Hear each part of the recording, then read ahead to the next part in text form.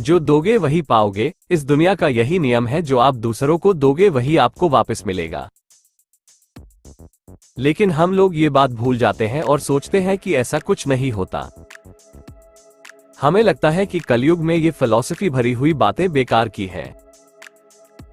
ऐसा सोचने वाले ही अक्सर गलत चीजों में ज्यादा लगे रहते हैं और जब उनके द्वारा करी हुई गलत चीजों का हिसाब होता है तो वो यहाँ वहां मारे मारे फिरते हैं। गौतम बुद्ध की इस कहानी के जरिए हम आपको बताएंगे कि किस तरह हमारे किए का असर हमारी जिंदगी में पड़ता है। ये शक्तिशाली गौतम बुद्ध की कहानी हिंदी में उनकी दी हुई शिक्षा पर आधारित है, जिसे सुनकर आप जानेंगे कि हमें जीवन को किस तरह जीना है और खुद को बुरी बातों से कैसे दूर रखना है। एक बार की बात है, गौतम बुद्ध को प्रवचन देने के लिए किसी गांव में बुलाया गया था और जिस गांव में उन्हें जाना था वहां कुछ ऐसे लोग थे जो बुद्ध को पसंद नहीं करते थे। बुद्ध ये बात जानते हुए भी वो उस गांव के लिए निकल पड़े। उस गांव में जो लोग बुद्ध को पसंद नहीं करते थे, उन्होंने बांकी के गांव वालों को भी गौतम बुद्ध के खिलाफ भड़का दिया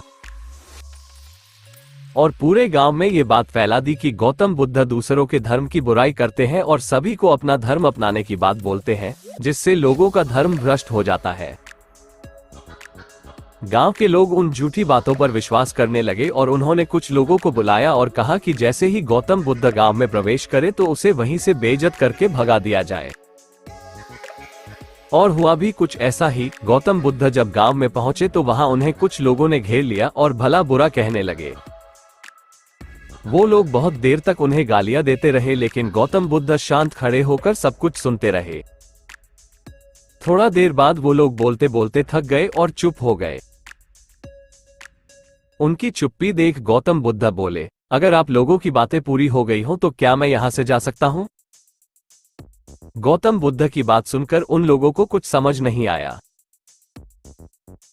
उन्हीं में से एक व्यक्ति बोला, हम लोग इतनी देर से तुम्हें गालियां दे रहे हैं और तुम अब भी पूछ रहे हो कि मैं यहां से जाऊं, क्या तुम पर हमारी किसी भी बात का कोई असर नहीं पड़ा?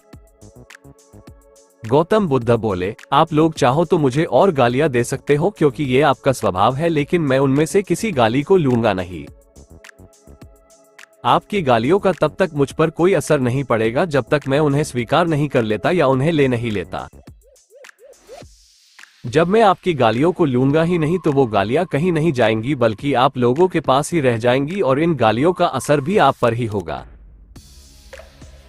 दोस्तों, हम लोग भी जाने अनजाने लोगों को बहुत बुरा भला कहते हैं, कभी गुस्से में तो कभी जलन की वजह से। जो बुरी बातें हम दूसरों के लिए कहते हैं उनका असर अक्सर हम पर ही होता है। रास्ते में चलते हुए कोई दिखा तो उसे मन ही मन गाली दे देते हैं।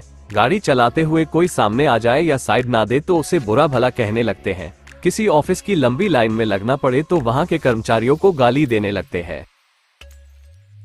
ये सब चीजें आप खुद सोच कर देखिए, ऐसा आपने भी बहुत बार किया होगा और ज्यादातर समय कुछ अच्छा बोलने के बजाय बुरा ही बोला होगा। वो बोले हुए शब्द भी हम ही कहे और हम ही ने सुना तो उनका असर भी हमारे ऊपर ही होगा।